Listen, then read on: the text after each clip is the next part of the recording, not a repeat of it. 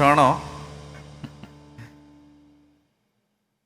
കർത്താവിൻ്റെ വചനം കേൾക്കാൻ നമ്മുടെ ഈ കൺവെൻഷൻ്റെ മൂന്നാമത്തെ രാത്രിയിലും ദൈവം നമ്മെ കൂട്ടിക്കൊണ്ടുവന്നതിന് നമുക്ക് കർത്താവിന് നന്ദി പറയാം. ദൈവത്തെ ആരാധിക്കാൻ നമ്മൾ വരുമ്പോൾ കർത്താവ് നമ്മുടെ പക്കലേക്ക് ഇറങ്ങി വരികയും നമ്മെ അനുഗ്രഹിക്കുകയും ചെയ്യും. പുറപ്പാട് പുസ്തകം 20-ാം അധ്യായം 24-ാമത്തെ തിരുവചനം. ബൈബിളുള്ളവരെടുത്ത് ഉറക്കെ വായിക്കാം. പുറപ്പാട് 20:24. പുറപ്പാട് 20:24. നിങ്ങൾ എനിക്ക് മണ്ണ് കൊണ്ട് ഒരു ബലിപീഠം ഉണ്ടാക്കണം. അതിന്മേൽ ആടുകളെയും കാളകളെയും ദഹനബലികളും സമാധാന ബലികളുമായി അർപ്പിക്കണം.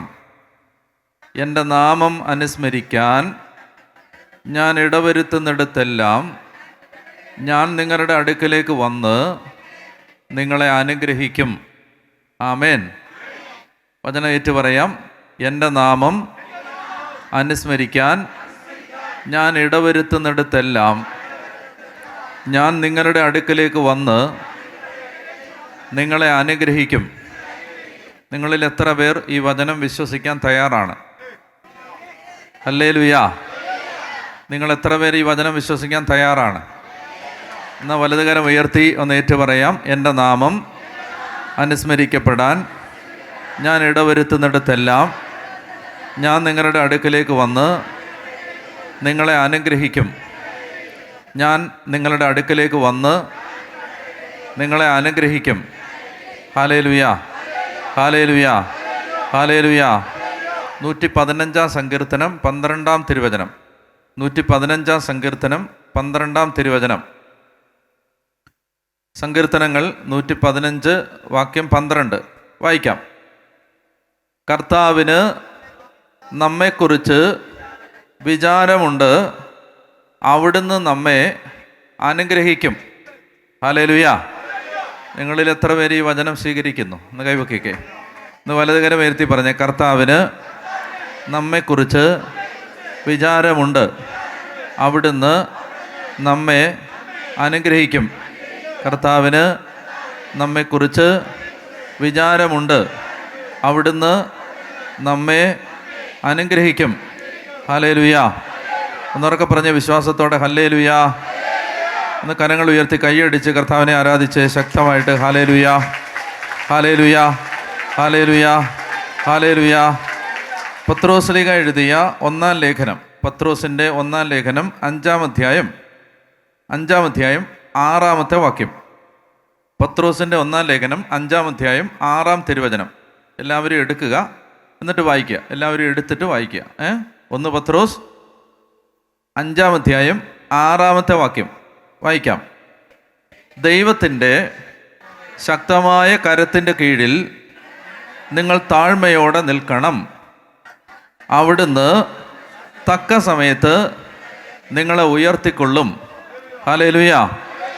പറയുകയാണ് 1 പത്രോസ് 5:6 വചനം പറയുകയാണ്. ദൈവത്തിൻ്റെ ശക്തമായ കരങ്ങൾക്ക് കീഴിൽ നിങ്ങൾ താഴ്മയോടെ നിൽക്കണം. തക്ക സമയത്ത് അവിടുന്ന് നിങ്ങളെ ഉയർത്തിക്കൊള്ളും. അടുത്ത വാക്യം. നിങ്ങളുടെ ഉത്കണ്ഠകളെല്ലാം അവിടുത്തെ ഏൽപ്പിക്കുവിൻ, അവിടുന്ന് നിങ്ങളുടെ കാര്യത്തിൽ ശ്രദ്ധാലുവാണ്. പറഞ്ഞേ ഹല്ലേലൂയാ. നിങ്ങളുടെ ഉത്കണ്ഠകളെല്ലാം കർത്താവിനെ ഏൽപ്പിക്കുക, അവിടുന്ന് നിങ്ങളുടെ കാര്യത്തിൽ ശ്രദ്ധാലുവാണ്. അതായത് ദൈവം നമ്മളെ മറന്നു കളഞ്ഞിട്ടില്ല, തള്ളിക്കളഞ്ഞിട്ടില്ല, കൈവിട്ടിട്ടില്ല. ദൈവത്തിൻ്റെ കരം നമ്മെ ഉപേക്ഷിച്ചിട്ടില്ല. ദൈവം നമ്മുടെ കാര്യത്തിൽ ശ്രദ്ധാലുവാണ്. പറഞ്ഞേ ഹല്ലേലൂയാ. ഒരിക്കൽ കൂടെ വായിക്കാം. 1 പത്രോസ് 5-ാം അധ്യായം 6-ാം തിരുവചനം. ദൈവത്തിൻ്റെ ശക്തമായ കരത്തിൻ്റെ കീഴിൽ താഴ്മയോടെ നിൽക്കണം. അവിടുന്ന് തക്ക സമയത്ത് നിങ്ങളെ ഉയർത്തിക്കൊള്ളും. നിങ്ങളുടെ ഉത്കണ്ഠകളെല്ലാം അവിടുത്തെ ഏൽപ്പിക്കുക, അവിടുന്ന് നിങ്ങളുടെ കാര്യത്തിൽ ശ്രദ്ധാലുവാണ്. ഇത് എത്ര പേർ വിശ്വസിക്കുന്നു? ഒന്ന് കരം ഉയർത്തിക്കുക. എത്ര പേര് ഇത് വിശ്വസിക്കുന്നു? എന്നൊക്കെ പറഞ്ഞേ ഹല്ലേലൂയാ, ഹല്ലേലൂയാ. നിങ്ങളിൽ വിശ്വസിക്കുന്നവരൊന്ന് വലതുകരം ഉയർത്തി ഒന്ന് കരങ്ങൾ വീശി ഉറക്കെ പറഞ്ഞേ ഹല്ലേലൂയാ, പറഞ്ഞേ ഹല്ലേലൂയാ, ഹല്ലേലൂയാ, ഹല്ലേലൂയാ. യേശുവേ നന്ദി, യേശുവേ നന്ദി. യാക്കോബിൻ്റെ ലേഖനം 4-ാം അധ്യായം 8-ാം തിരുവചനം. യാക്കോബ് 4:8. യാക്കോബിൻ്റെ ലേഖനം 4-ാം അധ്യായം 8-ാം തിരുവചനം എല്ലാവരും എടുത്ത് വായിക്കാം. യാക്കോബ്, പത്രോസ് പുറകോട്ട് മറിച്ചാൽ മതി. യാക്കോബിൻ്റെ ലേഖനം 4-ാം അധ്യായം 8-ാമത്തെ വാക്യം. ദൈവത്തോട് ചേർന്ന് നിൽക്കുക, അവിടുന്ന് നിങ്ങളോടും ചേർന്ന് നിൽക്കും. ഹല്ലേലൂയാ. ദൈവത്തോട് ചേർന്ന് നിൽക്കുക, അവിടുന്ന് നിങ്ങളോടും ചേർന്ന് നിൽക്കും. പറഞ്ഞേ ഹല്ലേലൂയാ, ഹല്ലേലൂയാ. ദാരിദ്ര്യം നിങ്ങളെ അലട്ടുന്നുണ്ടെങ്കിൽ, കുടുംബത്തിലെ പ്രശ്നങ്ങളെക്കുറിച്ച് നിങ്ങൾ ആകുലചിത്തരാണെങ്കിൽ, ഇനി എങ്ങനെ മുന്നോട്ട് നീങ്ങുമെന്നറിയാതെ നിങ്ങൾ വിഷമിക്കുന്നുണ്ടെങ്കിൽ, ആത്മഹത്യ അല്ലാതെ മറ്റൊരു പരിഹാരമാർഗമില്ല എന്ന ഒരു വ്യർത്ഥ ബോധത്തിൽ നിങ്ങൾ എത്തിച്ചേർന്നിരിക്കുകയാണെങ്കിൽ, നിങ്ങളുടെ ജീവിതം വഴിമുട്ടി നിൽക്കുകയാണെന്ന് നിങ്ങൾ വിചാരിക്കുന്നുണ്ടെങ്കിൽ, എന്നെ സഹായിക്കാൻ ആർക്കും പറ്റില്ല എന്ന ഒരു വല്ലാത്ത നിരാശാബോധം നിങ്ങളെ പിടികൂടുന്നുണ്ടെങ്കിൽ, ഈ രാത്രിയിൽ മാറ്റമില്ലാത്ത സജീവമായ ദൈവത്തിൻ്റെ വചനം നിങ്ങളോട് പറയാൻ ആഗ്രഹിക്കുന്നു.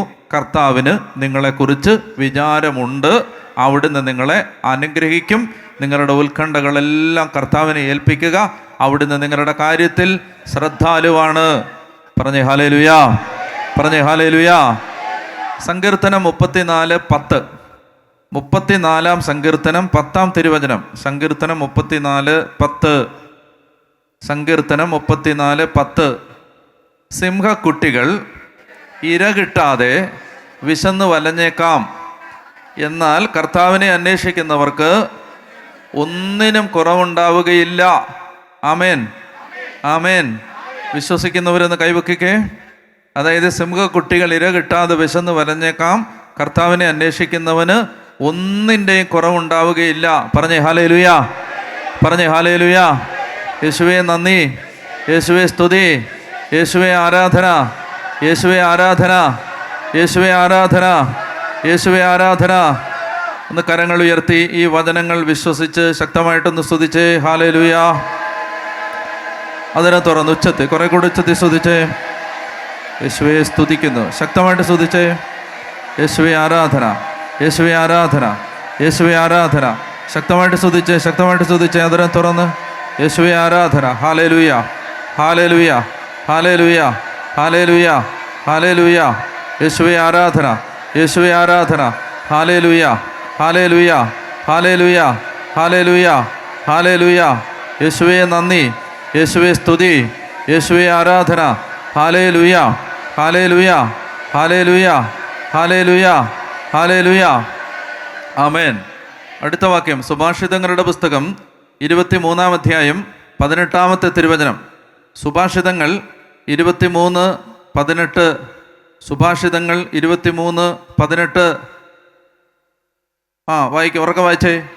തീർച്ചയായും നിനക്കൊരു ഭാവിയുണ്ട്, നിന്റെ പ്രതീക്ഷയ്ക്ക് ഭംഗം നേരിടുകയില്ല.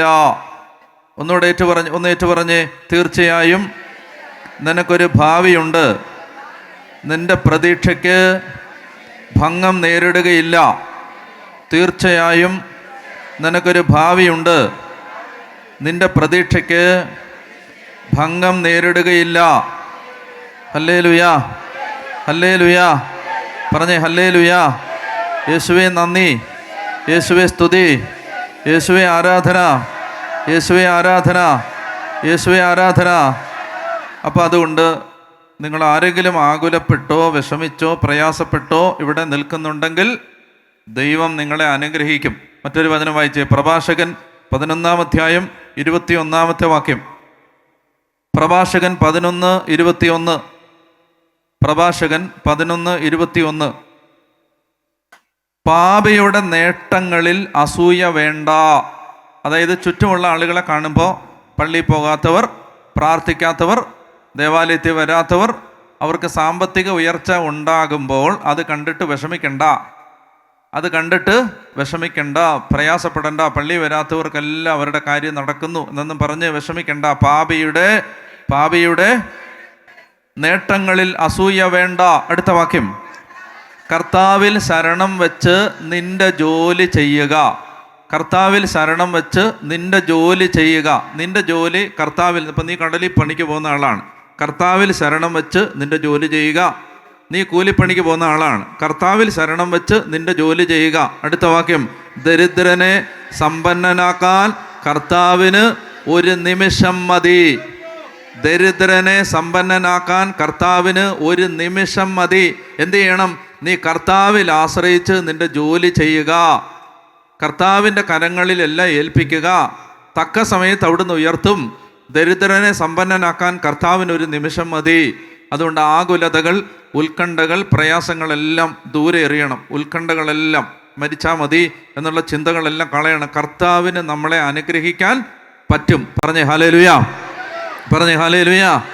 കർത്താവ് നമ്മളെ അനുഗ്രഹിക്കുകയും ഉയർത്തുകയും ചെയ്യും. അതുകൊണ്ട് നമ്മുടെ അവകാശമാണ്. 1 പത്രോസ് 3:9, 1 പത്രോസ് 3:9. അനുഗ്രഹിക്കപ്പെടുക നമ്മുടെ അവകാശമാണ്. 1 പത്രോസ് 3:9 വായിക്കാം. തിന്മയ്ക്ക് തിന്മയോ, 1 പത്രോസ്, എല്ലാവരും എടുത്തേ 1 പത്രോസ് 3:9. എല്ലാവരും എടുത്തോ അമ്മച്ചി? ഹലോ, എടുത്തോ? കിട്ടിയോ? അപ്പം അതൊക്കെ എടുക്ക്. അമ്മച്ചി എടുക്കട്ടെ. റെഡി.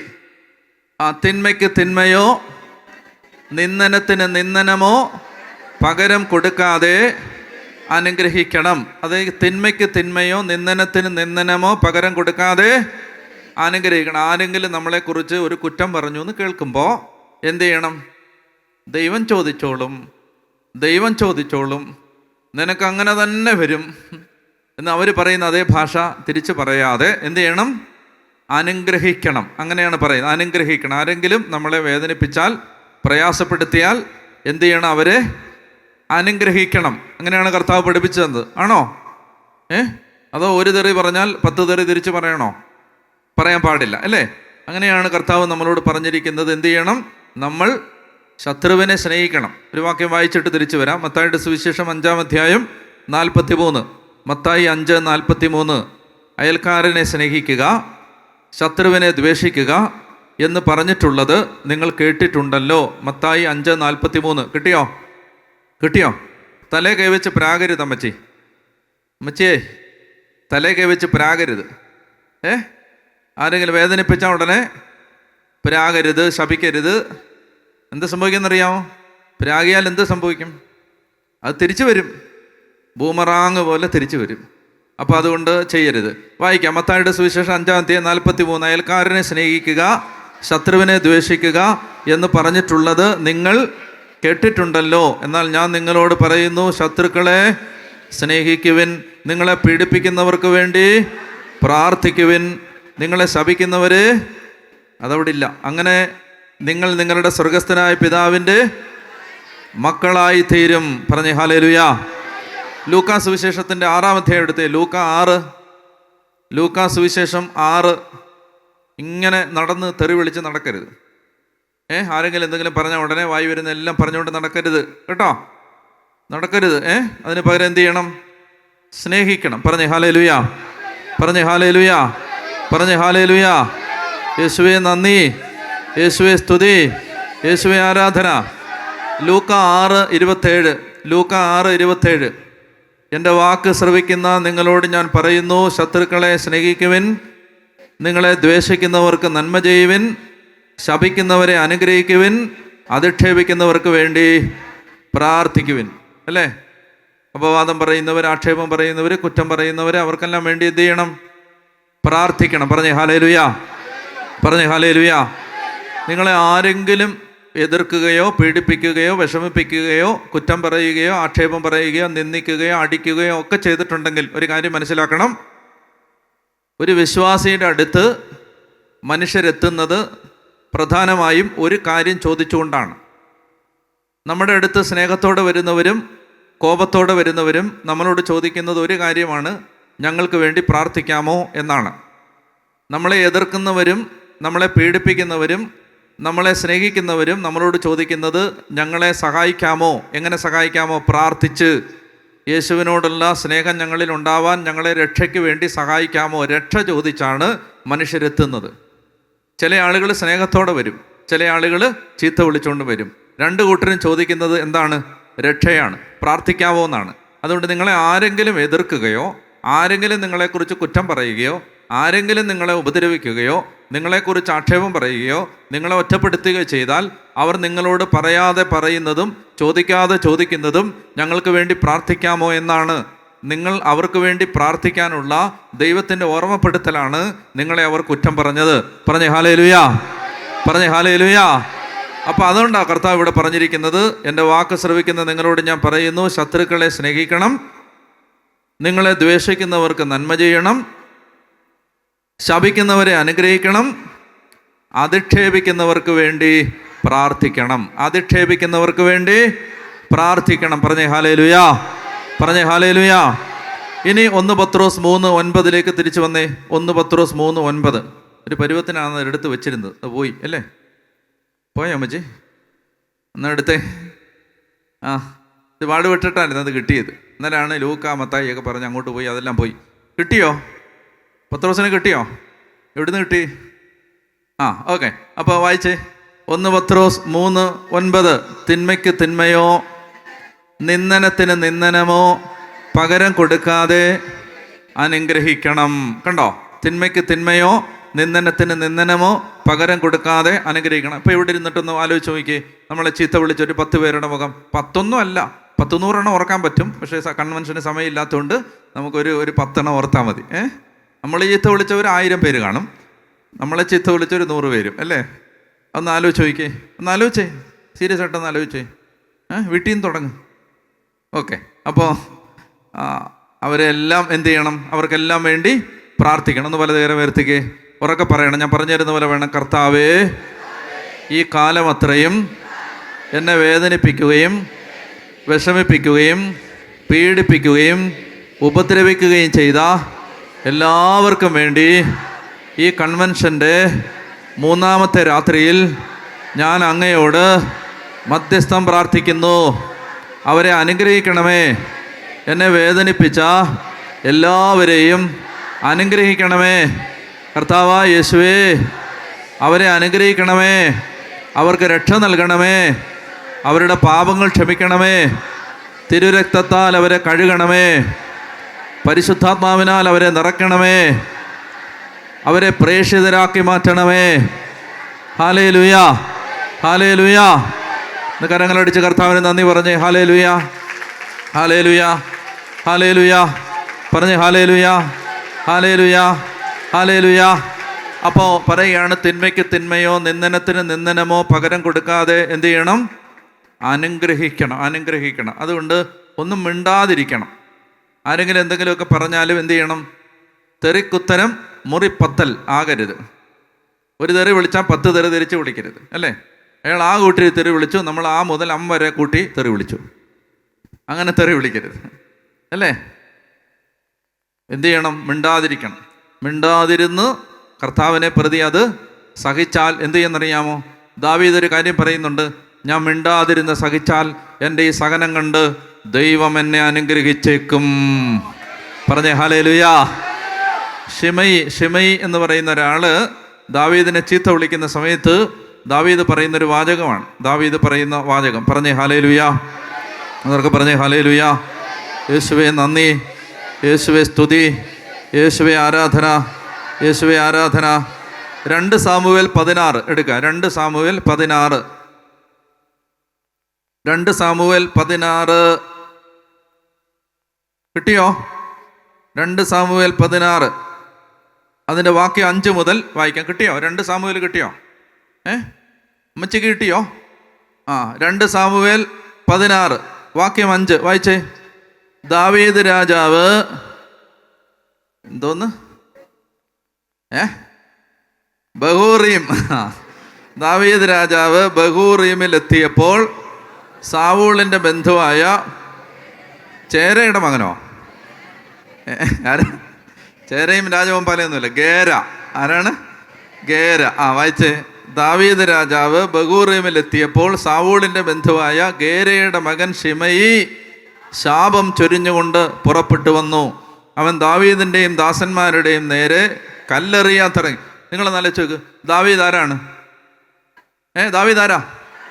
ദാവീദ് രാജാവാണ്. ഷിമയി ആരാ? ആ നാട്ടിലെ ഒരു സാധാരണക്കാരൻ.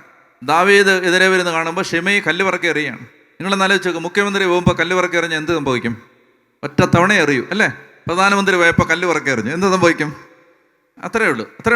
ഒറ്റ പ്രാവശ്യം ജീവിതത്തിൽ ആകെ ഒറ്റ തവണ കല്ലെറിഞ്ഞ ആൾ ഒറ്റ തവണ പറ്റും.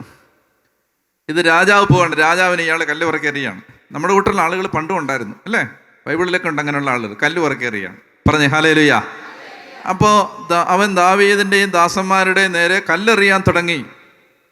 അടുത്ത വാക്യം, അനുചരന്മാരും, ഉറക്കെ വായിക്കാമോ? അനുചരന്മാരും അംഗരക്ഷകന്മാരും രാജാവിൻ്റെ ഇടത്തും വലത്തും നിന്നു. ശിമെയി ശപിച്ചു പറഞ്ഞു, കൊലപാതകി, നീജാ, കടന്നു പോകൂ.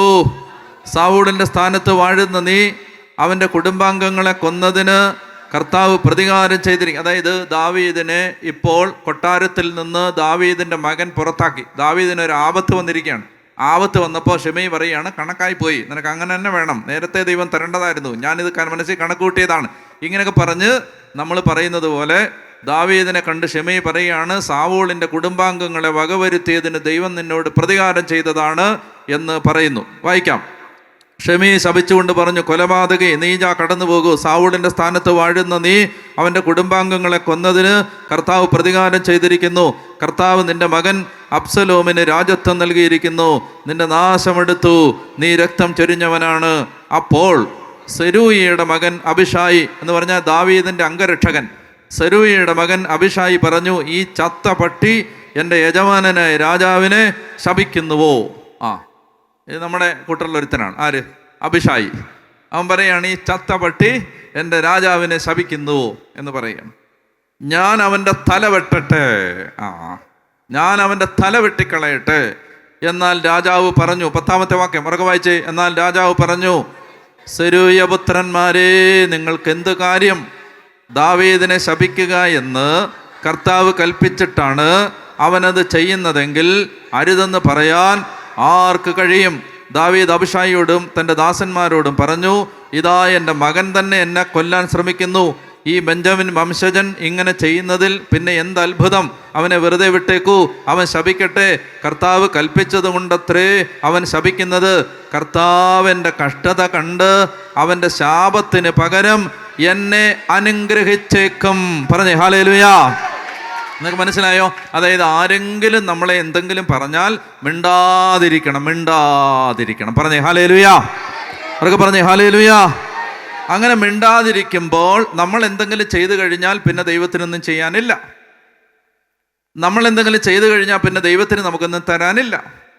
നമ്മൾ കണ്ണിന് പകരം കണ്ണ്, പല്ലിന് പകരം പല്ല്, അത് നമ്മൾ ചെയ്തു കഴിഞ്ഞു. അപ്പം നമ്മളെ ആരെങ്കിലും എന്തെങ്കിലും പറഞ്ഞാൽ നമ്മൾ തിരിച്ചു പറയുകയോ ന്യായീകരിക്കുകയോ നീതീകരിക്കുകയോ ചെയ്യുമ്പോൾ സംഭവിക്കുന്നത് ദൈവത്തിനൊന്നും ചെയ്യാനില്ല. എന്ത് ചെയ്യണം? നമ്മൾ മിണ്ടാതിരുന്നാൽ നമ്മുടെ കഷ്ടത കണ്ട് ദൈവം നമ്മെ അനുഗ്രഹിക്കും. പറഞ്ഞേ ഹല്ലേലൂയ. ഇവിടെയാണ് നമ്മൾ സങ്കീർത്തനം 46:10 സങ്കീർത്തനം 46:10 ഇങ്ങനെ വരുന്ന സന്ദർഭങ്ങളിലാണ്. സങ്കീർത്തനം 46:10 9ഉം 10ഉം വായിച്ചോ. സങ്കീർത്തനം 46 9ഉം 10ഉം. അവിടുന്ന് ഭൂമിയുടെ അതിർത്തിയോളം യുദ്ധമില്ലാതാക്കുന്നു. കണ്ടോ? ഏത് യുദ്ധമാണ്? മനുഷ്യർ നമുക്കെതിരെ ചെയ്യുന്ന യുദ്ധം. മരുമകള്, അമ്മായിയമ്മ, ഭർത്താവ്, ഭാര്യ, അയൽക്കാര്, ബന്ധുക്കള്, നാട്ടുകാര്, ഇവരെല്ലാം നമുക്കെതിരെ ചെയ്യുന്ന യുദ്ധം. പറഞ്ഞേ ഹല്ലേലൂയ. അപ്പൊ ഇങ്ങനെയുള്ള ആളുകളെല്ലാം നമുക്കെതിരെ ചെയ്യുന്ന യുദ്ധം. അതുകൊണ്ട് നമ്മൾ ഒന്നിനും പ്രതികരിക്കാൻ പോകരുത്. ഒന്നിനും പ്രതികരിക്കാൻ മിണ്ടാതിരുന്നോണം. പള്ളിത്തുറയിൽ സമാധാനം ഉണ്ടാവണം. പള്ളിത്തുറ ഫൊറോനയിലെ എല്ലാ സ്ഥലത്തും ആരെന്ത് പറഞ്ഞാലും ആരും ഒന്നും തിരിച്ചു പറയുന്നില്ല. പറഞ്ഞേ ഹല്ലേലൂയ. അപ്പോൾ ആളുകൾ നിങ്ങളോട് ചോദിക്കും, നിങ്ങളെന്താ ഒന്നും പറയാത്ത? ഇത്രയും പറഞ്ഞിട്ട് എന്താ പറയാത്തത്? അപ്പോൾ നിങ്ങൾ പറയും, എന്താ പറയുന്നത്? നിങ്ങൾ പറയും, എൻ്റെ കർത്താവ് പറഞ്ഞിട്ടുണ്ട് ഒന്നും പറയാൻ പാടില്ല. അല്ലെ? വചനമുണ്ട്, ദുഷ്ടനെ പന പോലെ വളർത്തുന്നോ, ദുഷ്ടനെ എതിർക്കരുത്. വചനം ഈശോ പറയാണ്, ദുഷ്ടനെ എതിർക്കാനൊന്നും പോവണ്ട, ദുഷ്ടനെ എതിർക്കാൻ പോവണ്ട. എന്ത് ചെയ്താൽ മതി? മിണ്ടാതിരിക്കുക. പറഞ്ഞേ ഹല്ലേലൂയ. വചനം പറയുന്നുണ്ട്, ദൈവം അവരെ തെന്നുന്ന സ്ഥലത്ത് നിർത്തിയിരിക്കുന്നു. അല്പസമയം കഴിയുമ്പോൾ അവർ നിന്ന സ്ഥലം പോലും അപ്രത്യക്ഷമായിരിക്കുന്നു. പറഞ്ഞേ ഹല്ലേലൂയ. ദൈവഭക്തൻ നിലനിൽക്കുകയും ദൈവഭക്തനെതിരെ നിൽക്കുന്നവർ മാഞ്ഞു പോവുകയും ചെയ്യും. വൈപ്പ് ഔട്ട് ചെയ്യുന്ന ഒരു ദൈവമുണ്ട്. പറഞ്ഞേ ഹല്ലേലൂയ.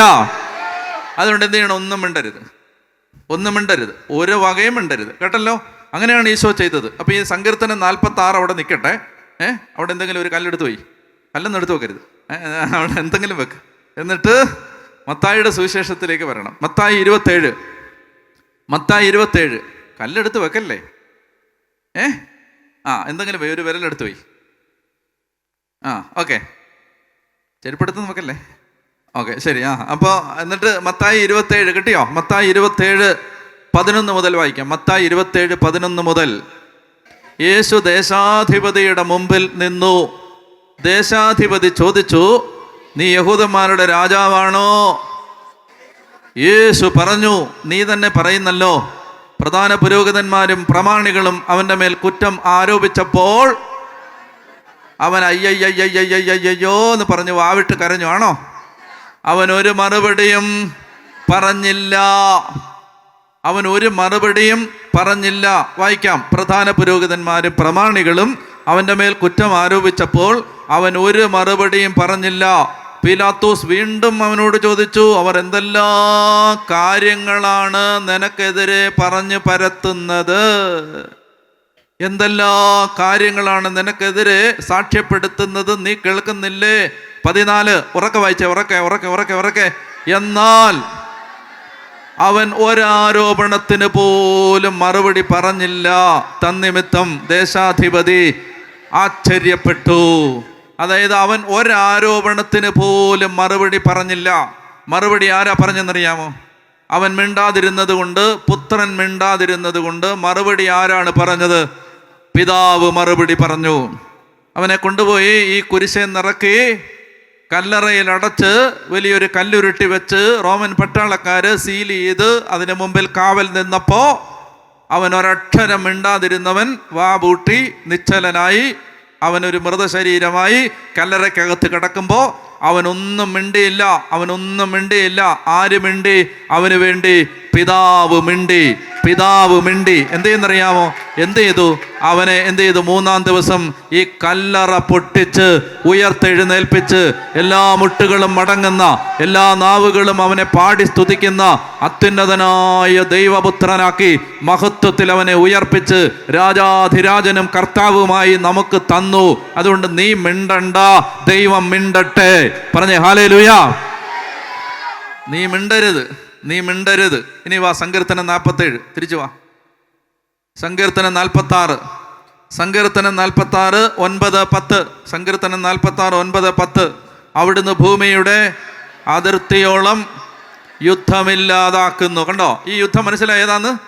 അയലോക്കക്കാരൻ നമുക്കെതിരെ ചെയ്ത യുദ്ധം, അമ്മച്ചിക്കെതിരെ ചെയ്ത യുദ്ധം, മരുമകൾ, അമ്മായിമ്മ, ഭർത്താവ്, ഭാര്യ, ഈ യുദ്ധം മനസ്സിലായോ? ആരാണ് ഈ യുദ്ധം? ദൈവം യുദ്ധമില്ലാതാക്കും. വായിച്ചേ. അവിടുന്ന് ഭൂമിയുടെ അതിർത്തിയോളം യുദ്ധമില്ലാതാക്കുന്നു. അവിടുന്ന് വില്ലൊടിക്കുകയും കുന്തം തകർക്കുകയും ചെയ്യുന്നു. രഥങ്ങളെ അഗ്നിക്കിരയാക്കുന്നു. ശാന്തമാവുക, ഞാൻ ദൈവമാണെന്നറിയുക. പറഞ്ഞേ ഹല്ലേലൂയ. ശാന്തമാവുക, ഞാൻ ദൈവമാണെന്നറിയുക. പറഞ്ഞേ ഹല്ലേലൂയ. ഹല്ലേലൂയ.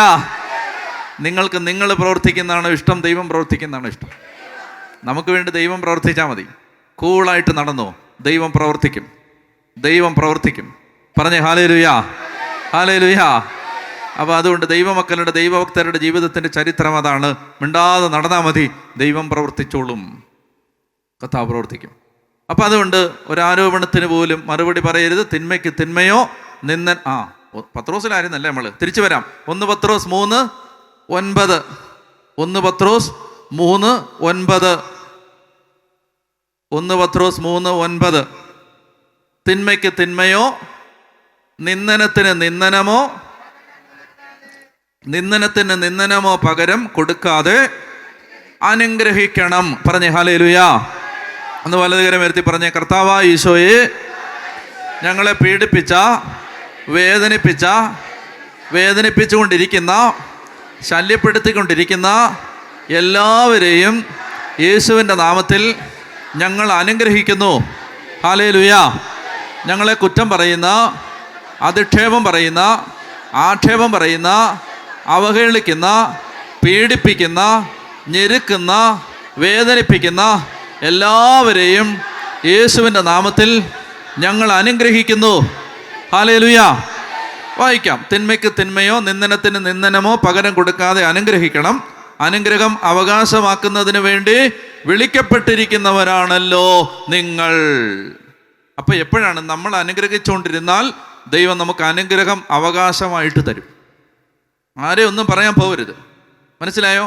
ഇതെല്ലാം വീടിൻ്റെ വണ്ടിയിലെല്ലാം നടന്ന് തെറി വിളിച്ച് നടക്കരുത്. അയലോകത്തെല്ലാം പോയി തെറി വിളിച്ച് വഴക്കുണ്ടാക്കി നടക്കരുത്. എന്ത് ചെയ്യണം? മിണ്ടാതിരിക്കണം. അതുകൊണ്ട് ഒരു അഭിഷേകത്തിന് വേണ്ടി പ്രാർത്ഥിക്കാം. എന്താണ്? കർത്താവേ, എന്ത് സംഭവിച്ചാലും മിണ്ടാതിരിക്കാൻ ഒരഭിഷേകം. അത് വേണോ? എത്ര പേർക്ക് വേണം? ദൈവം പ്രവർത്തിക്കണമെങ്കിൽ മതി. ദൈവം നിങ്ങൾക്ക് വേണ്ടി വാദിക്കണമെങ്കിൽ മതി. ദൈവമാണ് നമുക്ക് വേണ്ടി വാദിക്കുന്നവൻ. പറഞ്ഞേ ഹല്ലേലൂയ, ഹല്ലേലൂയ, ഹല്ലേലൂയ. കൈ താത്ത് വെക്കരുത്. കൈ ഉയർത്തിക്കോ. എത്ര പേർക്ക് അനുഗ്രഹം വേണം? അതായത് മിണ്ടാതിരുന്ന്, കർത്താവേ, എന്ത് സംഭവിച്ചാലും, ഭർത്താവ് കിടന്ന് ബുദ്ധിമുട്ടിച്ചാലും, പ്രയാസപ്പെടുത്തിയാലും, ഭാര്യ ബുദ്ധിമുട്ടിച്ചാലും, അയൽവക്കക്കാർ ബുദ്ധിമുട്ടിച്ചാലും, അമ്മായിപ്പം ബുദ്ധിമുട്ടിച്ചാലും, ദൈവമേ മിണ്ടാതിരിക്കാൻ ഒരഭിഷേകം തരണേന്ന് ആഗ്രഹിച്ചൊന്ന് സ്തുതിച്ചേ. ഹല്ലേലൂയ. പറഞ്ഞേ ഹല്ലേലൂയ, ഹല്ലേലൂയ, ഹല്ലേലൂയ. യേശുവേ ആരാധന, യേശുവേ ആരാധന, യേശുവേ ആരാധന, യേശുവേ ആരാധന. ആമേൻ, ആമേൻ. ജോബിൻ്റെ പുസ്തകം 16-ാം അധ്യായം 19, 20, 19, 20, 21. ജോബ് 16, 19, 20, 21. സങ്കീർത്തനത്തിന് തൊട്ട് മുമ്പ് ജോബ് 16 വാക്യം 19, 20, 21. ജോബ് എല്ലാവരും എടുത്തിട്ട് നല്ല വചനമാണ്. എല്ലാവരും എടുത്തിട്ട് ജോബ് 16, 19, 20, 21. ഇപ്പോഴും കിട്ടിയോ? ഇപ്പോഴും എൻ്റെ സാക്ഷി സ്വർഗത്തിലും എൻ്റെ ജാമ്യക്കാരൻ ഉന്നതത്തിലും ഇരിക്കുന്നു. ജോബ് പറയാണ്, എൻ്റെ സാക്ഷി സ്വർഗത്തിൽ, എൻ്റെ ജാമ്യക്കാരൻ ഉന്നതത്തിൽ. എൻ്റെ സാക്ഷി സ്വർഗത്തിൽ, എൻ്റെ ജാമ്യക്കാരൻ ഉന്നതത്തിൽ. എൻ്റെ സാക്ഷി എവിടാ? സ്വർഗത്തിൽ. എൻ്റെ ജാമ്യക്കാരൻ ഉന്നതത്തിൽ. അടുത്ത വാക്യം, സ്നേഹിതന്മാർ എന്നെ പരിഹസിക്കുന്നു. അപ്പം ഞാൻ എന്ത് ചെയ്യുന്നു? ഞാൻ അവർക്കെതിരെ തെറി വിളിക്കുന്നതാണോ? അല്ല. എൻ്റെ സ്നേഹിതന്മാർ എന്നെ പരിഹസിക്കുന്നു. എൻ്റെ കണ്ണുകൾ ദൈവസന്നിധിയിൽ കണ്ണീരൊഴുക്കുന്നു. ഞാൻ വേറൊന്നും ചെയ്യുന്നില്ല. എൻ്റെ കണ്ണുകൾ ദൈവസന്നിധിയിൽ കണ്ണീരൊഴുക്കുന്നു. ഒരുവൻ അയൽക്കാരൻ്റെ മുമ്പിൽ വാദിക്കുന്നത് പോലെ എൻ്റെ കണ്ണുനീര് എനിക്ക് വേണ്ടി ദൈവത്തിൻ്റെ മുമ്പിൽ ന്യായവാദം നടത്തട്ടെ. പറഞ്ഞേ ഹല്ലേലൂയ, പറഞ്ഞേ ഹല്ലേലൂയ. ഒരുവൻ മറ്റൊരാളുടെ മുമ്പിൽ ന്യായവാദം നടത്തുന്നത് പോലെ എൻ്റെ കണ്ണുനീർ ദൈവത്തിൻ്റെ മുമ്പിൽ എനിക്ക് വേണ്ടി ന്യായവാദം നടത്തട്ടെ. സങ്കീർത്തനം 110:1. സങ്കീർത്തനം 110:1. സങ്കീർത്തനം 110:1. അയ്യോ, അമ്മച്ചിക്ക് സമയം കിട്ടിയില്ല. ജോബിലേക്ക് തിരിച്ചു വാ. ജോബ് 16, 19, 20, 21. അമ്മച്ചി ജോബ് എടുത്തോ? ജോബ് കിട്ടിയായിരുന്നോ? കിട്ടി. അപ്പോൾ ഒന്നുകൂടെ വായിച്ചേ. ഇപ്പോൾ എൻ്റെ സാക്ഷി സ്വർഗത്തിലും. നിങ്ങൾ അമ്മച്ചി പറഞ്ഞ കേട്ടോ? ഓടിപ്പോവല്ലേ എന്ന് പറഞ്ഞ ഹല്ലേലൂയ. അപ്പോൾ അതുകൊണ്ട് ഓടിപ്പോന്നില്ല. അമ്മച്ചിമാർ പറഞ്ഞാൽ നമ്മൾ എല്ലാം അനുസരിക്കണം. ഓക്കെ. അമ്മച്ചി ജോബിൽ നിൽക്കുന്നേ ഉള്ളൂ. നിങ്ങൾ അമ്മച്ചിക്ക് വേണ്ടി ഉറക്കെ വായിച്ചേ.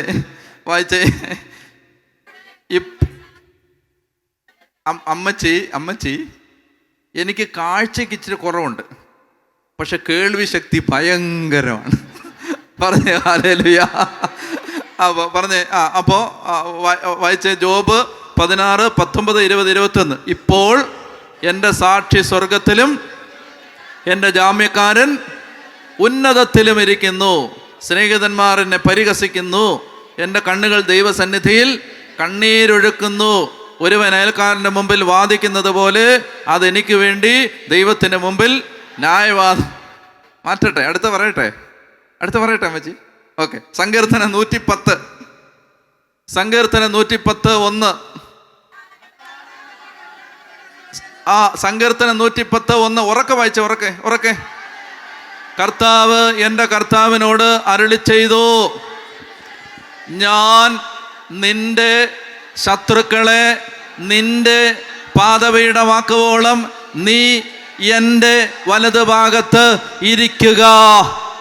ഹല്ലേലൂയ. ശ്രദ്ധിച്ചേ, ഈ വാക്യം ശ്രദ്ധിച്ചേ.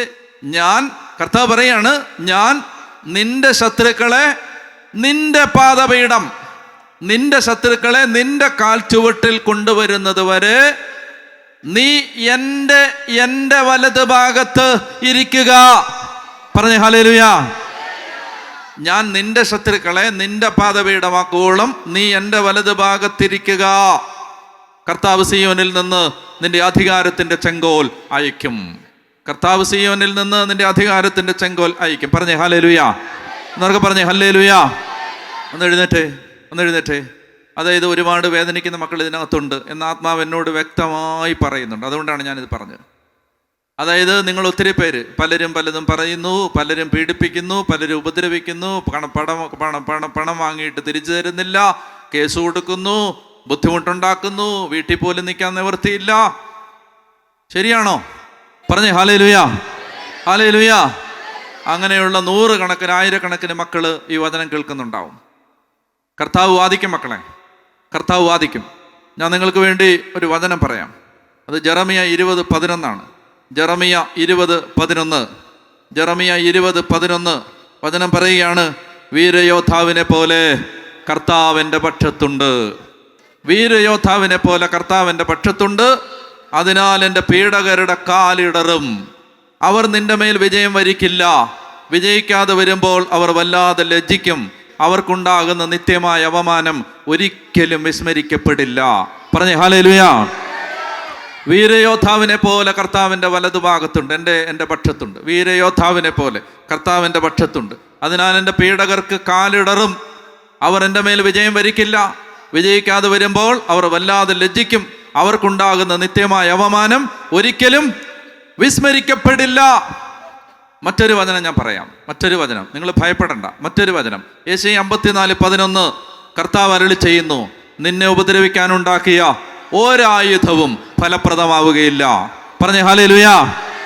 നിന്നെ ഉപദ്രവിക്കാനുണ്ടാക്കിയ ഒരായുധവും ഫലപ്രദമാവുകയില്ല. നിനക്കെതിരെ വിധി പ്രസ്താവിക്കുന്ന എല്ലാ നാവുകളെയും നീ ഖണ്ഡിക്കും. നിനക്കെതിരെ വിധി പ്രസ്താവിക്കുന്ന എല്ലാ നാവുകളെയും നീ ഖണ്ഡിക്കും. കർത്താവിൻ്റെ ദാസരുടെ പൈതൃകവും എൻ്റെ ദൈവത്തിൻ്റെ നീതി നടത്തിപ്പുമാണിത്. ദൈവം നീതി നടത്തിത്തരും. ദൈവം, നിങ്ങൾ ഭാരപ്പെടരുത്. നിങ്ങൾ ആരോടും വഴക്കിന് പോകണ്ട. അകാരണമായി നിങ്ങൾക്കെതിരെ കേസ് കൊടുത്തു, നിങ്ങൾ ആരോടും വഴക്കിന് പോകണ്ട. ദൈവം നിങ്ങൾക്ക് വേണ്ടി വാദിക്കും. നമ്മുടെ സാക്ഷി സ്വർഗത്തിലും നമ്മുടെ ജാമ്യക്കാരൻ ഉന്നതത്തിലും. നമ്മുടെ സാക്ഷി സ്വർഗത്തിലും നമ്മുടെ ജാമ്യക്കാരൻ ഉന്നതത്തിലും. പറഞ്ഞേ ഹല്ലേലൂയ. പറഞ്ഞേ ഹല്ലേലൂയ. നമ്മൾ ചെയ്യേണ്ടത് എൻ്റെ കണ്ണുകൾ രാപകൽ ദൈവസന്നിധിയിൽ കണ്ണീരൊഴുക്കുന്നു. ഒരു സ്നേഹിതൻ മറ്റൊരു സ്നേഹിതന് വേണ്ടി വാദിക്കുന്നത് പോലെ എൻ്റെ കണ്ണുനീര് ദൈവസന്നിധിയിൽ എനിക്ക് വേണ്ടി വാദിക്കുന്നു. പറഞ്ഞേ ഹല്ലേലൂയ. ഞാൻ നിന്റെ ശത്രുക്കളെ നിന്റെ പാദപീഠമാക്കുവോളം നീ എൻ്റെ വലതുഭാഗത്ത് ഇരിക്കുക.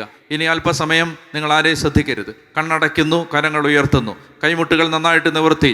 അനേകം മക്കൾ ഈ സമയത്ത് വിടുവിക്കപ്പെടും. അനേകം പേരുടെ ജീവിതത്തിലെ ദുഃഖം, നിരാശ മാറിപ്പോവും. ദൈവം രോഗബന്ധനങ്ങൾ അഴിക്കും. ഇപ്പോൾ ഈ രാത്രിയിൽ ഈ കൺവെൻഷൻ പന്തലിൽ വെച്ച് ദൈവം നിങ്ങളെ അത്ഭുതകരമായി സ്പർശിക്കാൻ പോകുന്നു. ഹബക്കൂക്കിന്റെ പുസ്തകം 1-5 പറഞ്ഞാൽ വിശ്വസിക്കാനാവാത്ത പ്രവൃത്തികൾ എൻ്റെ നാളുകളിൽ ഞാൻ ചെയ്യാൻ പോകുന്നു. പറഞ്ഞാൽ വിശ്വസിക്കാനാവാത്ത പ്രവൃത്തികൾ. ഹൃദയം തുറന്ന് സ്തുതിച്ചു കൊള്ളുക. ഹല്ലേലൂയ, ഹല്ലേലൂയ, ഹല്ലേലൂയ, ഹല്ലേലൂയ, ഹല്ലേലൂയ, ഹല്ലേലൂയ. ജനതകളുടെ ഇടയിലേക്ക് നോക്കി വിസ്മയഭരിതരാകുവിൻ. പറഞ്ഞാൽ വിശ്വസിക്കാനാവാത്ത പ്രവൃത്തികൾ ഞാൻ എൻ്റെ നാളുകളിൽ ചെയ്യാൻ പോകുന്നു. പറഞ്ഞാൽ വിശ്വസിക്കാനാവാത്ത പ്രവൃത്തികൾ ഞാൻ നിന്റെ നാളുകളിൽ ചെയ്യാൻ പോകുന്നു. ഇതാ, ആര് പറഞ്ഞാലും വിശ്വസിക്കാനാവാത്ത ഒരു പ്രവൃത്തി, ആര് പറഞ്ഞാലും വിശ്വസിക്കാനാവാത്ത ഒരു പ്രവൃത്തി ദൈവം ചെയ്യാൻ പോകുന്നു. ഹല്ലേലൂയ, ഹല്ലേലൂയ, ഹല്ലേലൂയ, ഹല്ലേലൂയ, ഹല്ലേലൂയ, ഹല്ലേലൂയ, ഹല്ലേലൂയ, ഹല്ലേലൂയ, ഹല്ലേലൂയ. ഞാൻ സകല മർത്യരുടെയും ദൈവമായ കർത്താവല്ലേ, എനിക്ക് അസാധ്യമായി എന്തെങ്കിലുമുണ്ടോ? ലൂക്ക 1:35 ദൈവത്തിന് 37 ദൈവത്തിന് അസാധ്യമായി ഒന്നുമില്ല. ദൈവത്തിന് അസാധ്യമായി ഒന്നുമില്ല. ഹൃദയം തുറന്ന് സ്തുതിക്കുന്നു. ഹല്ലേലൂയ, ഹല്ലേലൂയ, ഹല്ലേലൂയ, ഹല്ലേലൂയ. വേദനകൾ, ദുഃഖങ്ങൾ, നിരാശകൾ, ഭാരങ്ങൾ, കർത്താവെ അടിച്ചമർത്തപ്പെട്ട മക്കളുടെ നിലവിളികൾ, ആര് സഹായിക്കാനില്ലാത്തവരുടെ സങ്കടങ്ങൾ, ആരും വാദിക്കാനില്ലാത്തവരുടെ ദുഃഖങ്ങൾ, ദൈവമേ ആര് സഹായിക്കാനില്ലാത്തവരുടെ പ്രയാസങ്ങൾ, കർത്താവെ ജാമ്യക്കാരൻ സ്വർഗത്തിൽ, എനിക്ക് വേണ്ടി വാദിക്കുന്നവൻ ഉന്നതത്തിൽ, എൻ്റെ സാക്ഷി സ്വർഗത്തിൽ, എൻ്റെ ജാമ്യക്കാരൻ ഉന്നതത്തിൽ. ഹല്ലേലൂയ, ഹല്ലേലൂയ, ഹല്ലേലൂയ, ഹല്ലേലൂയ, ഹല്ലേലൂയ, ഹല്ലേലൂയ. ഉച്ചത്തിൽ വിളിക്കുന്ന ഈശോയേ,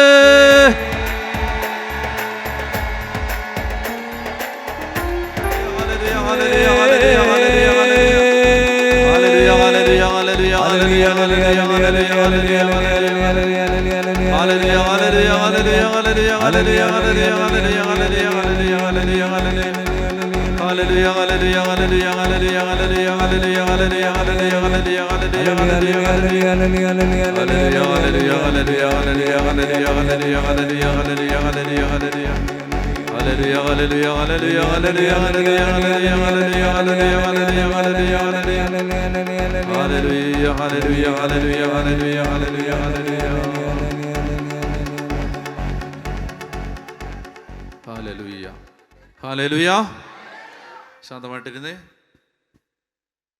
ശക്തമായിട്ട് കർത്താവ് പ്രവർത്തിക്കും, ശക്തമായിട്ട് പ്രവർത്തിക്കും. അവർക്ക് പറഞ്ഞേ ഹല്ലേലൂയ, ഹല്ലേലൂയ. അല്പസമയം കൂടി നമ്മൾ ഒന്ന് രണ്ട് കാര്യങ്ങളോട് ശ്രദ്ധിക്കാനുണ്ട്. നമ്മൾ ഈ ദേശത്തിന് വേണ്ടി പ്രാർത്ഥിക്കുമ്പോൾ, പ്രത്യേകിച്ച് ദേശത്ത് കർത്താവിൻ്റെ കൃപ പെട്ടെന്ന് വെളിപ്പെടാനും, അതുപോലെ തന്നെ ദേശത്ത് അനേകം മക്കൾ ദൈവത്തെ അറിയാനും, ഏതെങ്കിലുമൊക്കെ സാഹചര്യത്തിൽ വഴിപിഴച്ചു പോയ തെറ്റിപ്പോയ മക്കളൊക്കെ കർത്താവിലേക്ക് തിരിച്ചു വരാനും, കെട്ടപ്പെട്ട് കിടക്കുന്ന മേഖലകൾ അഴിയാനും എല്ലാം ഞാൻ നിങ്ങളോട് പറയുകയാണ്. നിങ്ങൾ നിർബന്ധമായും ചെയ്യേണ്ട ഒരു ആത്മീയ കാര്യമാണ് കുരിശിൻ്റെ വഴി പ്രാർത്ഥന ചൊല്ലുക എന്നുള്ളത്. കുരിശിൻ്റെ വഴി പ്രാർത്ഥന, ഇത് വർഷങ്ങൾക്ക് മുമ്പ് തന്നെ എൻ്റെ ജീവിതത്തിൽ എനിക്ക് വലിയ ബോധ്യം കിട്ടിയിട്ടുള്ളൊരു മേഖലയാണ്.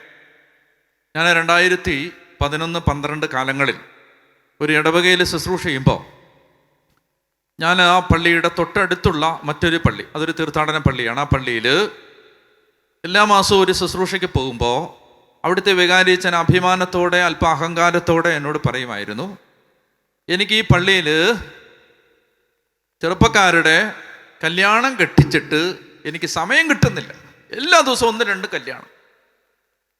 അപ്പം ഇത് കേട്ടപ്പോൾ അല്പം ആശങ്കയും സങ്കടവും കുറച്ച് അസൂയയും എനിക്ക് തോന്നി. കാരണം ആ ഇടവകയിലുള്ള അത്രയും തന്നെ കുടുംബങ്ങളുള്ള ഒരു പള്ളിയാണ് എൻ്റേതും. പക്ഷേ ഒരു കല്യാണം നടത്തിയിട്ട് കുറേ കാലമായി. ഞാനൊരു കല്യാണം നടത്തിയിട്ട് കുറേ കാലമായി. എൻ്റെ പള്ളിയിലുള്ളവന്മാരൊന്നും കെട്ടുന്നില്ല. അപ്പം അതെനിക്ക് വലിയ സങ്കടമായി. അപ്പം ഞാൻ ആ കലിയോടെ, ആ അരിശത്തോടെ തിരിച്ചു വന്നിട്ട് എൻ്റെ ഇടവകയിലെ ചെറുപ്പക്കാരെ, മൂത്ത് നരച്ച് നിൽക്കുന്നവന്മാരെയെല്ലാം കണ്ടപ്പോൾ ഞാൻ പറഞ്ഞു, നിനക്കൊന്നും കല്യാണം കഴിക്കാൻ താല്പര്യമില്ലേ?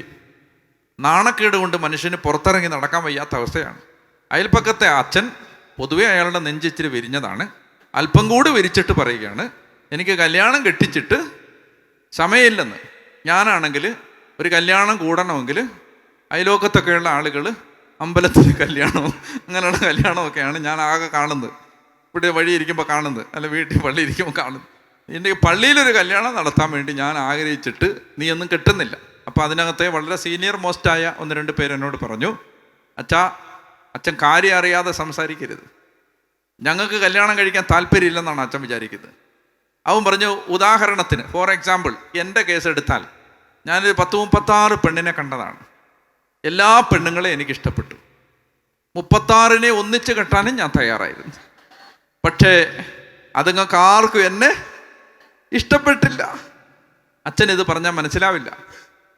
ചായ കുടിച്ച് ബിസ്ക്കറ്റിൽ നിന്ന് എൻ്റെ വയറ് ചാടിയതല്ലാതെ, ഞാൻ കുറേ കൂടി വയസ്സനായതല്ലാതെ എൻ്റെ കല്യാണം നടന്നിട്ടില്ല. അപ്പോൾ മറ്റുള്ളവർ തലകുലുക്കി അത് സമ്മതിച്ചു. സമാനമായ അവസ്ഥയിലാണ് ഞങ്ങളും എന്നാണ് ആ തലകുലുക്കലിൻ്റെ അർത്ഥം. അപ്പോൾ എനിക്ക് മനസ്സിലായി, യുവമാരുടെ കുറ്റമല്ല, കല്യാണം നടക്കാത്തതാണ്. കല്യാണം നടക്കാതിരിക്കാൻ പരുവപ്പെട്ട വിധത്തിലുള്ള അനേകം കാര്യങ്ങൾ യുവമാർ ചെയ്തിട്ടുമുണ്ട്. മനസ്സിലായല്ലോ? കല്യാണം നടക്കാതിരിക്കാനുള്ള പണികൾ യുവമാർ തന്നെ ഒപ്പിച്ച് വെച്ചിട്ടുമുണ്ട്. അപ്പോൾ അതുകൊണ്ട് ഞാനിങ്ങനെ വളരെ പ്രയാസത്തോടെ, വളരെ ഗൗരവമായി ഈ കാര്യത്തെക്കുറിച്ച് വേദനിച്ച് നടന്ന ഒരു ദിവസം ഞാൻ പള്ളിയിലിരിക്കുമ്പോൾ കർത്താവിനോട് ഞാൻ എൻ്റെ ഹൃദയത്തിൽ ഈ ഭാരം, എൻ്റെ പള്ളിയിലെ ആ ചെറുക്കന്മാരും പെണ്ണുങ്ങളും ഒന്നും കെട്ടുന്നില്ല കർത്താവേ എന്ന വേദന പറയുമ്പോൾ അന്ന് എൻ്റെ ഉള്ളിൽ ദൈവത്തിൻ്റെ ആത്മാവ് ഇങ്ങനെ ഒരു പ്രേരണ തന്നു. അവരോട് പറയുക, 30 ദിവസം തുടർച്ചയായി പള്ളിയിൽ വന്ന് തുടർച്ചയായി കുരിശിൻ്റെ വഴി പ്രാർത്ഥന നടത്തി പ്രാർത്ഥിക്കുക, കല്യാണം നടക്കും. അപ്പം അടുത്ത ഞായറാഴ്ച ഞാൻ പള്ളിയിൽ കുർബാന കഴിഞ്ഞ് ആളുകളോട് സംസാരിക്കുന്ന സമയത്ത് ഞാൻ പറഞ്ഞു, കല്യാണം നടക്കാത്ത ചെറുപ്പക്കാരായ ആൺകുട്ടികളുടെയും പെൺകുട്ടികളുടെയും ശ്രദ്ധയ്ക്ക്, അവരുടെ മാതാപിതാക്കളുടെ ശ്രദ്ധയ്ക്ക് ഇതാ ഒരു ദൈവസ്വരം ലഭിച്ചിട്ടുണ്ട്. കല്യാണം നടക്കാൻ ഇതാ ഒരു കുറുക്ക് വഴി കർത്താവ് വെളിപ്പെടുത്തിയിട്ടുണ്ട്.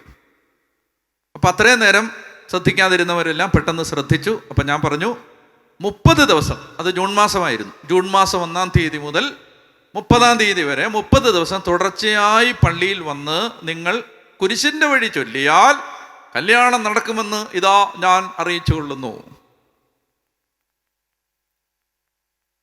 ഇപ്പോൾ കുറച്ച് അപ്പനമ്മമാരെൻ്റെ അടുത്ത് വന്നിട്ട് പറഞ്ഞു, മക്കൾ ഇവിടെ ഇല്ല, അപ്പം ഞങ്ങൾ എന്ത് ചെയ്യും? മക്കൾ വരണമെന്നാണ് പറഞ്ഞത്. അപ്പം ഞാൻ പറഞ്ഞു, മക്കളില്ലെങ്കിൽ മക്കളില്ലാത്തവർക്ക്, മക്കൾ ഈ സ്ഥലത്തില്ലാത്തവർക്ക് പകരം മാതാപിതാക്കന്മാർക്ക് വേണേലും വന്ന് കുരിശിൻ്റെ വഴി നടത്താം. മക്കളുണ്ടെങ്കിൽ മക്കൾ വരണം, അല്ലെങ്കിൽ മാതാപിതാക്കൾ വരണം. അങ്ങനെ പിറ്റേ ദിവസം മുതൽ ഞാനൊരു കാഴ്ച കാണുകയാണ്. പള്ളിയിൽ വൈകുന്നേരം ആകുമ്പോൾ വലിയൊരാൾക്കൂട്ടം, മനസ്സിലായല്ലോ, വലിയൊരാൾക്കൂട്ടം വന്നിട്ട് കുരിശിൻ്റെ വഴി പ്രാർത്ഥന നടത്തുകയാണ്.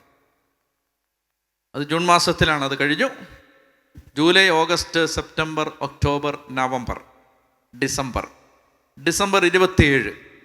ഡിസംബർ 27-നാണ് അവസാനത്തെ കല്യാണം. അത് നടത്തിയത് കർദിനാളാണ്.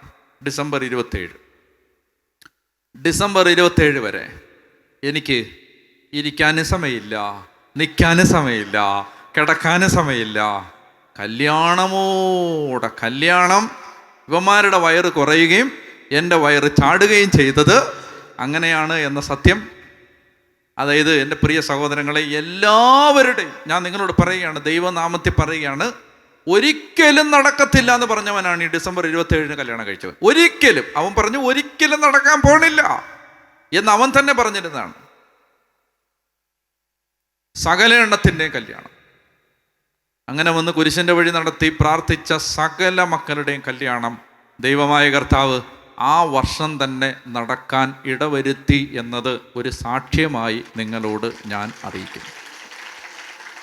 അതുകൊണ്ട് ദേശത്ത് എന്ത് ചെയ്യണം? കുരിശിൻ്റെ വഴി പ്രാർത്ഥന ചൊല്ലണം. സാധിക്കുമ്പോഴെല്ലാം പള്ളിയിൽ വന്ന്, പള്ളിമുറ്റത്ത് വന്ന് കുരിശിൻ്റെ വഴി പ്രാർത്ഥന ചൊല്ലണം. വീടുകളിലിരുന്ന് കുരിശിൻ്റെ വഴി പ്രാർത്ഥന. ഇനിയുള്ള കാലത്ത് നമ്മൾ ഇതൊരു വലിയ പ്രാർത്ഥനയായി ഉയർത്തണം. ദേശത്ത് കർത്താവിൻ്റെ പ്രവൃത്തികൾ നടക്കും. കാരണം യേശുവിൻ്റെ കുരിശിലല്ലാതെ മാനവകുലത്തിന് രക്ഷയില്ല. കുരിശ് മാത്രമാണ് രക്ഷയ്ക്കുള്ള വഴി. അതുകൊണ്ട് കുരിശിൻ്റെ വഴി പ്രാർത്ഥന ചൊല്ലി പ്രാർത്ഥിക്കാൻ നിങ്ങളെ ഞാൻ ഉദ്ബോധിപ്പിക്കുകയാണ്. നാളെ കൺവെൻഷൻ്റെ 4-ാമത്തെ രാത്രി, നാളെയും മറ്റന്നാളും 4-ാമത്തെയും 5-ാമത്തെയും ദിവസം നമുക്ക് ശക്തമായ ദൈവത്തിൻ്റെ പ്രവൃത്തികൾ നമ്മൾ കാണും. നമുക്ക് കൂടുതൽ സമയം വചനം ചിന്തിക്കാനും പ്രാർത്ഥിക്കാനും ഒക്കെ സമയം കിട്ടും. ദൈവം വലിയ കാര്യങ്ങൾ നമുക്ക് വേണ്ടി പ്രവർത്തിക്കും. ദൈവത്തിൻ്റെ ശക്തമായ കരം നമുക്ക് കാണാൻ പറ്റും. ദൈവം ജീവിക്കുന്നവനാണെന്ന് മനസ്സിലാകും. പറഞ്ഞേ ഹല്ലേലൂയ. ഞാൻ 19 വർഷമായി ഇങ്ങനെ നിന്ന് സുവിശേഷം പ്രസംഗിക്കാൻ തുടങ്ങിയിട്ട്. 19 വർഷം. ഈ 19 വർഷത്തെ യാത്രക്കിടയിൽ എനിക്ക് മനസ്സിലായ സത്യം ഞാൻ നിങ്ങളോട് പറയുകയാണ്. ലോകത്തിൻ്റെ നാനാഭാഗങ്ങളിൽ മനുഷ്യർ ദൈവവചനം വിതയ്ക്കപ്പെട്ടപ്പോൾ, വചനം കേട്ടപ്പോൾ, ഇതുപോലെ വന്ന് കൺവെൻഷൻ ഇരുന്നപ്പോൾ ദൈവം തൊട്ട ആയിരക്കണക്കിന് ജീവിത സാക്ഷ്യങ്ങൾ ഈ യാത്രക്കിടയിൽ ഞാൻ കണ്ടിട്ടുണ്ട്. ഞാൻ നിങ്ങളോട് പറയുന്നു. അതുകൊണ്ട് ഈ പള്ളിത്തുറയിലെ, ഈ ഫൊറോനയിലെ ദൈവമക്കൾ തിരിച്ചറിയണം, ദൈവം നമുക്ക് വേണ്ടി പ്രവർത്തിക്കാൻ ഇറങ്ങി വരുന്ന രാത്രികളാണിത്.